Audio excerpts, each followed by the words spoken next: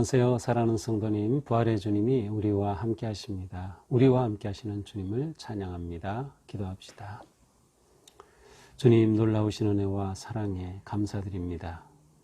오늘도 주님의 은혜로 새날을 맞이합니다. 매일매일 주시는 말씀으로 저희들을 세워주시니 감사합니다. 오늘도 주님의 말씀이 저희들을 새롭게 하고 또 저희들이 하루 살아갈 넉넉한 지혜와 믿음과 용기를 주시는 은혜의 말씀으로 채워주시옵소서. 예수님 이름으로 기도합니다. 아멘. 네, 오늘 말씀은 시편 79편입니다. 시편 79편 1절부터 13절입니다. 하나님이여, 이방 나라들이 주의 기업의 땅에 들어와서 주의 성전을 더럽히고 예루살렘이 돌무더기가 되게 하셨나이다. 그들이 주의 종들의 시체를 공중의 새에게 밥으로 주의 성도들의 육체를 땅의 짐승에게 주며 그들의 피를 예루살렘 사방에 물같이 흘렸으나 그들을 매장하는 자가 없었나이다. 우리는 우리 이웃에게 비방거리가 되며 우리를 에워싼 자에게 조소와 조롱거리가 되었나이다. 여호와여, 어느 때까지니까? 영원히 노하시리까? 주의 질투가 불붙듯 하시리까? 주를 알지 아니하는 민족들과 주의 이름을 부르지 아니하는 나라들에게 주의 노를 쏟으소서. 그들이 야곱을 삼키고 그의 거처를 황폐하게 함이니이다. 우리 조상들의 죄악을 기억하지 마시고 주의 긍휼로 우리를 속히 영접하소서. 우리가 매우 가련하게 되었나이다. 우리 구원의 하나님이여, 주의 이름의 영광스러운 행사를 위하여 우리를 도우시며 주의 이름을 증거하기 위하여 우리를 건지시며 우리를 사하소서. 이방 나라들이 어찌하여 그들의 하나님이 어디 있느냐 말하나이까? 주의 종들이 피 흘림에 대한 복수를 우리의 목전에서 이방 나라에게 보여주소서. 갇힌 자의 단식을 주의 앞에 이르게 하시며 죽이기로 정해진 자도 주의 크신 능력을 따라 보존하소서. 주여, 우리 이웃이 주를 비방한 그 비방을 그들의 품에 7배나 갚으소서. 우리는 주의 백성이요 주의 목장의 양이니 우리는 영원히 주께 감사하며 주의 영예를 대대에 전하리이다. 아멘. 자, 이제 오늘부터 며칠간 이제 시편을 보게 되는데요. 자, 오늘은 시편 79편입니다. 아삽의 시로 되어 있는데 오늘 내용 자체는 우리가 쉽게 이해할 수 있는 그러한 내용입니다. 한번 볼까요? 자, 이렇게 시작이 되죠. 하나님이여, 이방 나라들이 주의 기업의 땅에 들어와서 주의 성전을 더럽히고 예루살렘이 돌 무더기가 되게 하였나이다. 자, 이방 나라들이 여기서 이제 복수로 되어 있어서 이스라엘 주변에 있는 그러한 이스라엘과 대적 관계에 있었던 암몬이나 모압 같은 그러한 나라들을 우리는 떠올릴 수 있어요. 그런데 내용이 무엇입니까? 주의 기업의 땅에 들어와서 그들이 주의 땅에 들어와서 주의 성전을 더럽히고 예루살렘이 돌무더기가 되게 하였나이다. 자, 예루살렘이 완전히 무너졌어요. 이스라엘, 남유다가 멸망한 것이죠.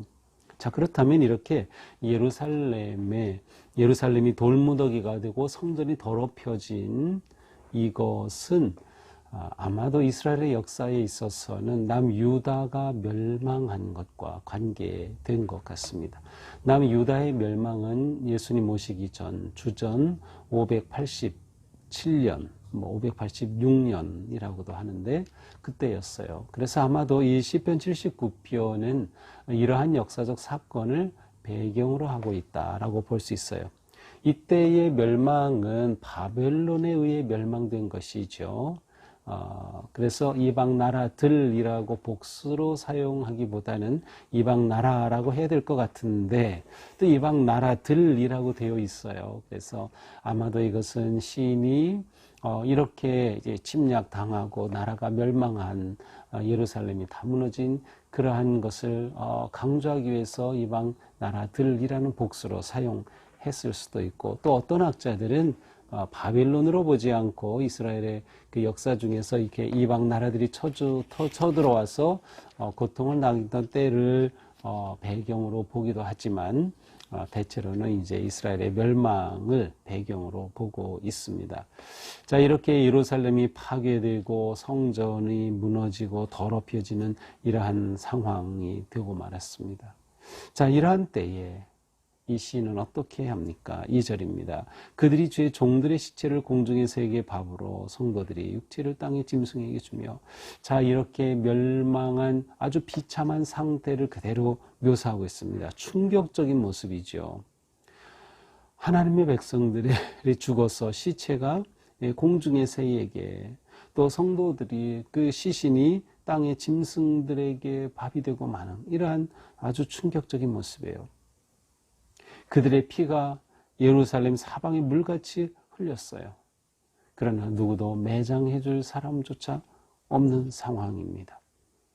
사람이 죽었는데 매장을 하지 못한다. 이것은 아주 치욕이고 저주스러운 모습입니다.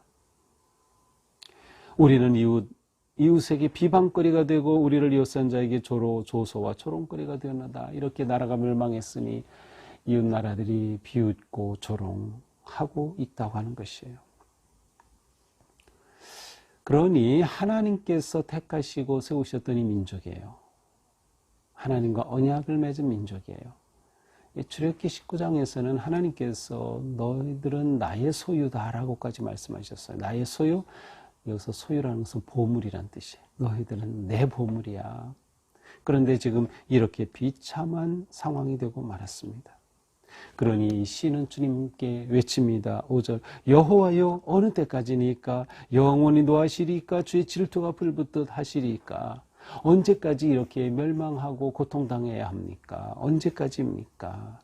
영원히 노하시리까. 자, 이 시는 이 모든 일어난 일이 하나님께서 허락하신 것임을 고백합니다. 여호와께서 영원히 노하시리까 어느 때까지일까. 자, 하나님께서 이 일을 허락하신 것이라고 하면 거꾸로 하나님께서는 또한 그들을 회복시키실 수도 있다고 하는 희망이 여기에 동시에 담겨 있는 것이죠. 주의 질투가 불붙듯 하시리까. 질투라고 하는 단어는 성경에서 사용될 때 하나님과의 관계를 아주 잘 나타내 주는 단어입니다. 이 질투라고 하는 단어는 보통 사랑의 관계 속에서 사용이 되죠. 그래서 하나님과 이스라엘 백성들은 언약 관계, 언약의 사랑의 관계 가운데 있다는 것이에요. 그런데 하나님께서 그들을 심판과 멸망으로 내주셨어요. 그런 모습을 보면서 하나님의 질투하심이 없으십니까? 라고 그렇게 지금 하나님께 호소하는 것이죠. 결국 이 시인의 이러한 호소는 하나님과의 언약의 관계를 근거로 해서 호소하는 거예요. 그냥이 아니고 하나님과 우리의 관계가 바로 이러한 관계가 아니었습니까? 그러니 우리를 구해주소서라고 하는 마음이 담긴 것이죠. 주를 알지 않은 민족들과 주의 이름을 부르지 아니하는 나라들에게 주의 노를 쏟으시어 그들이 야곱을 삼키고 그의 거처를 황폐하게 함이니이다. 자, 이제 이 시인은 더 나아가서 이제 이렇게 이스라엘을 고난 가운데 멸망으로 몰아갔더니 이 나라들에 대해서 이제 하나님께서 그들에게 심판하시고 갚으시기를 요청하고 있어요. 거꾸로 이것은 이스라엘의 회복을 말하는 거죠. 이스라엘을 잡아가고 포로로 잡아간 바벨론을 하나님께서 그 나라를 다시 황폐하고 그 나라에 노를 쏟으신다면 그것은 이스라엘의 회복을 의미하기도 합니다. 그들이 야곱을 삼키고 거처를 황폐하게 함이니이다. 이처럼 그들이 우리를 괴롭히고 고통스럽게 하고 있으니 하나님께서 그들에게 대적에게 노를 쏟으시옵소서라고 요청합니다. 8절 우리 조상들의 죄악을 기억하지 마시고 주의 긍휼로 우리를 속히 영접하소서. 지금 이 시인은 이 모든 일어난 일이 바로 그들의 죄악 때문임을 고백하고 있습니다. 더 나아가서 그들의 조상의 죄가 그들에게 미치지 않기를 또한 기도하고 있습니다. 이건 조상들에게 책임을 떠넘긴다는 것이 아니라 그 민족이 역사적으로 하나님 앞에 배반하고 떠났음을 말하는 것이에요. 그래서 이것을 이제 기억하지 마옵소서, 용서해달라는 것이죠.